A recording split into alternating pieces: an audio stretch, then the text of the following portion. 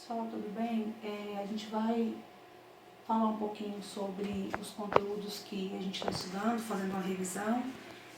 Eu quero que vocês observem bem, né? Eu quero focar em umas imagens para a gente poder estar tirando algumas dúvidas e certificando. Então, nós estamos na parte que vai falar de relevo, tá? Então, na semana passada, a gente trabalhou o relevo terrestre, né? Que é o continental e o submarino. Até coloquei uma imagem para vocês na atividade, passei os exercícios, essa semana vai a correção. E para essa semana a gente vai falar um pouquinho sobre os agentes formadores e modeladores do relevo, né, que é o que nós chamamos de agentes endógenos e exógenos, tá? Que é o mesmo que internos e externos. O relevo terrestre ele é formado pela plataforma continental, né, e pelo relevo submarino, então relevo continental e submarino. O próprio desenho aqui vai estar mostrando para vocês a diferença entre essa parte, né, desse tipo de relevo. Então a gente tem habitualmente 4 tipos diferentes de relevos mais conhecidos, tá? Que são planície, planalto, depressão e montanha, sendo que a depressão ela é dividida em depressão absoluta e relativa. Então isso aí já está no texto de vocês, só para vocês terem uma noção.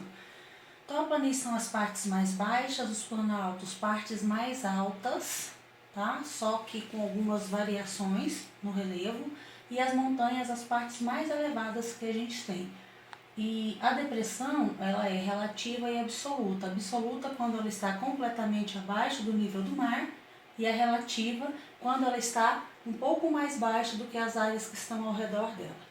E o relevo submarino, ele é formado pela plataforma continental, talude, região pelágica e a região abissal, que são as partes mais rasas para as mais profundas. Então, quanto mais próximo a parte do continente aqui, são as praias, né? Depois o mar e a parte dos oceanos.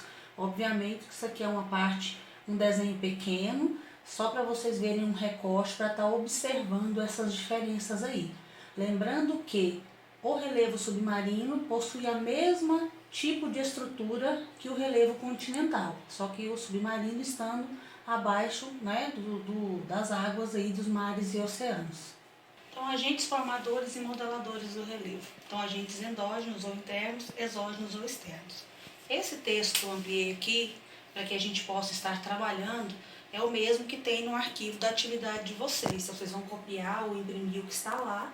Eu quis usar imagens para exemplificar essa questão aqui. Tá? Então, os agentes endógenos ou internos são o tectonismo, abalos sísmicos e terremotos e o vulcanismo.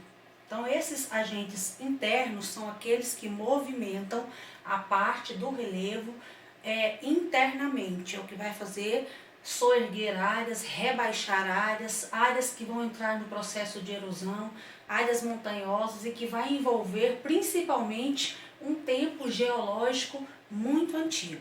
Então, as áreas, quanto mais antigas elas são, mais erodidas, ou seja, são as áreas mais baixas. E as áreas mais altas, que são as cadeias montanhosas, muitas vezes as serras, são as partes mais novas dentro do tempo geológico aí.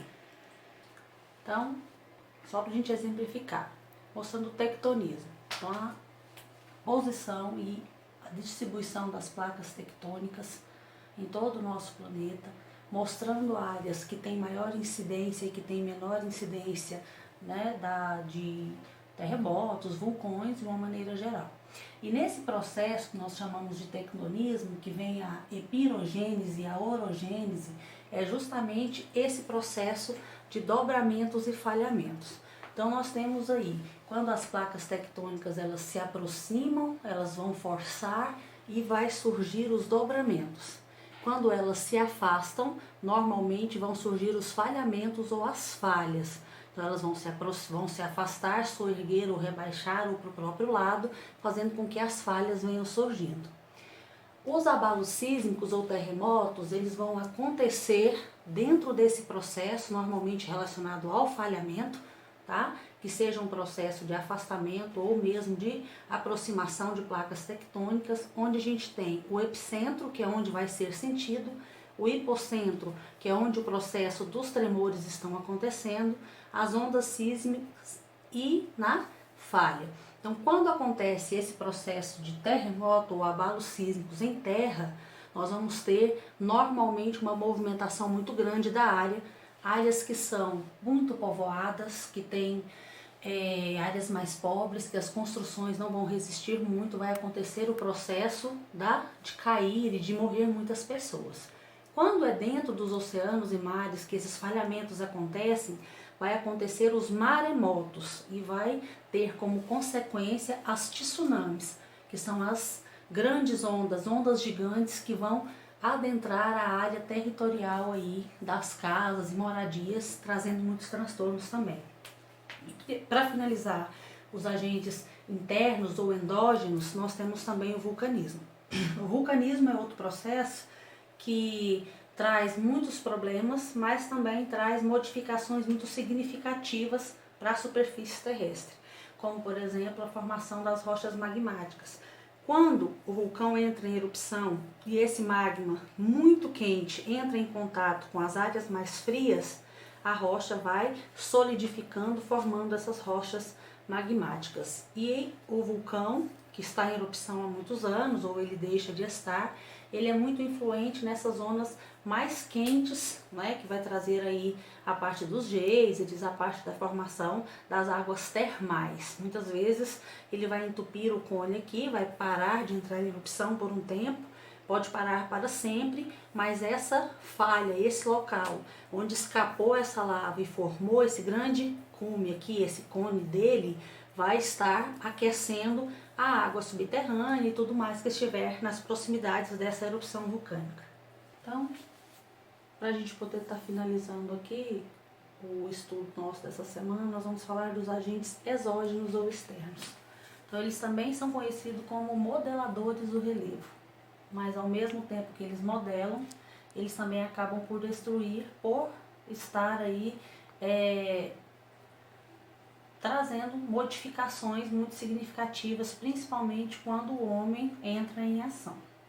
Antes de nós falarmos, né, sobre a erosão, que é um dos maiores modificadores do relevo externamente, nós vamos conhecer o intemperismo. Então, o intemperismo é um processo que acontece e em decorrência dele acontece a erosão. O intemperismo é um conjunto de processos que vão causar a decomposição ou desintegração dos minerais que compõem as rochas, né? É resultado de um processo de agentes atmosféricos ou biológicos, ele pode ser físico ou químico. Então, falando em palavras mais simples para a gente entender.